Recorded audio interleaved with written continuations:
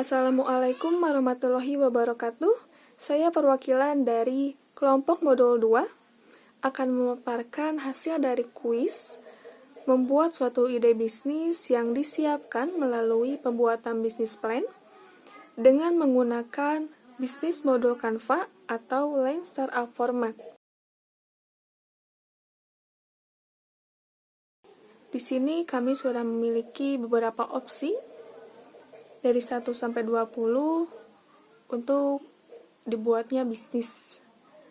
Yang pertama ada usaha minuman, usaha dropshipper, usaha souvenir pernikahan, usaha makanan kering, usaha kue bolu, usaha fashion, usaha reseller, usaha roti dan kue, usaha laundry, usaha pedagang sembako, usaha baju, usaha angkringan, usaha kerudung, jual beli hewan ternak, jual barang antik, jasa desain grafis, jasa percetakan, produk daur ulang, desain interior, dan jual pakan ternak.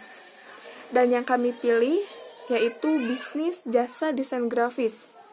Alasannya, karena jasa desain grafis ini sangat populer dan dibutuhkan di kalangan pelajar, mahasiswa, dan juga pekerja kantoran. Lalu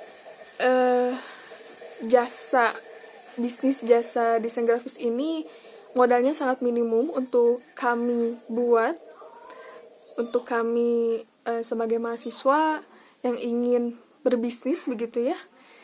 Jadi sangat dibutuhkan begitu ya jasa desain grafis ini, dan hanya membutuhkan skill untuk mengedit. Selanjutnya, dari bisnis modal Canva sendiri terdapat beberapa pertanyaan yang harus kita analisis untuk membuat bisnis plan. Yang pertama ada customer segment atau mengetahui pelanggan. Yang pertama, pertanyaan yang harus kami jawab yaitu berapa umur mereka, berapa umur pelanggan kita. Yang kedua adalah apa jenis kelamin mereka, lalu di mana mereka tinggal, apa yang menjadi kebutuhan mereka, berapa pengeluaran mereka per bulan, dan juga produk atau layanan apa yang kami sediakan bagi mereka, gitu ya. Lalu kami pun menjawab pertanyaan pertama itu target pasar kami, pelanggan kami yaitu sekitar usia 12 tahun sampai 45 tahun. Lalu jenis kelamin mereka perempuan dan laki-laki, wanita dan pria. Lalu di mana mereka tinggal, di perumahan dekat toko. Karena letak toko yang strategis adalah di dekat perumahan warga atau masyarakat begitu ya. Jadi toko kami itu terkenal begitu ya, dikenal oleh banyak orang yang bisa memikat pelanggan. Lalu apa yang menjadi kebutuhan mereka yaitu jasa pembuatan desain grafis. Lalu berapa pengeluaran mereka per bulan, yaitu sekitar 300.000 sampai 500.000.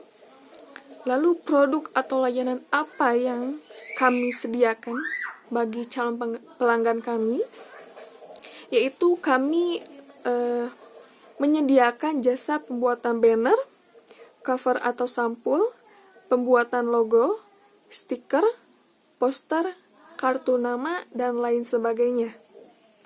Lalu yang kedua ada value proposition atau apa yang kami tawarkan. Di sini kami menawarkan jasa desain grafis dengan target pelajar, mahasiswa, dan juga pekerja kantoran yang membutuhkan jasa kami. Selanjutnya yang ketiga ada channel atau saluran distribusi. Ya. Kami melakukan pendekatan dengan para konsumen dengan cara penyaluran penjualan melalui langsung ke toko kami dan juga melalui media digital. Kenapa begitu? Agar pelanggan itu mengetahui begitu ya, bukan hanya tokonya saja, tapi kami juga mempromosikan toko kami, jasa kami di media online gitu. Lalu selanjutnya yang keempat ada customer relationship atau marketing. Kegiatan marketing yang kami gunakan yaitu berupa pembagian brosur, pemasangan spanduk, dan juga promosi melalui media digital. Selanjutnya ada revenue stream atau sumber pendapatan. Sumber pendapatan kami ada 2 ya. Yang pertama itu pendapatan penjualan secara langsung. Secara langsung berasal dari toko kami begitu ya. Dan juga secara online begitu. Dan target pendapatan per bulan bagi kami yaitu diperoleh sekitar 3 juta sampai 5 juta. Lumayan juga. Baik, yang keenam ada key partner atau mitra utama.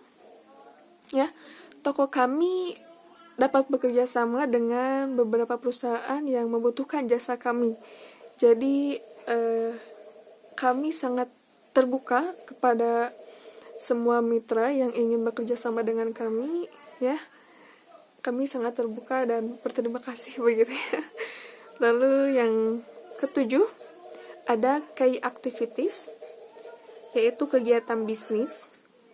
Kegiatan bisnis yang dilakukan oleh kami yaitu menyanggupi semua pesanan dari pelanggan dengan tenggang waktu yang sudah ditetapkan dan disepakati oleh kedua belah pihak. Lalu juga mempertahankan komunikasi, itu sangat penting dengan pelanggan untuk menjadi bahan evaluasi dan pesanan dengan sesuai dengan kepuasan pelanggan. Di sini kami sangat mementingkan kepuasan pelanggan begitu ya. Apapun yang menjadi pesanan dari pelanggan akan kami